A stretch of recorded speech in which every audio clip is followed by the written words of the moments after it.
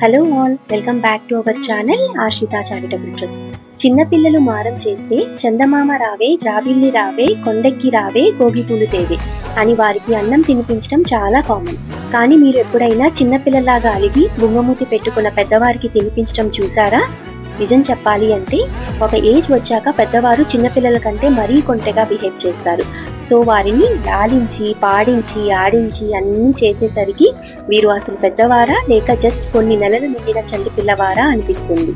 అసలు పెద్దవారిని ఇలా చంటి పిల్లలాగా చూసుకునేవారు ఎవరైనా ఉంటారా అని డౌట్ వస్తే మాత్రం తప్పకుండా మా ఆశ్రిత ఓల్డేజ్ హోమ్కి ఒక్కసారి రావాల్సిందే.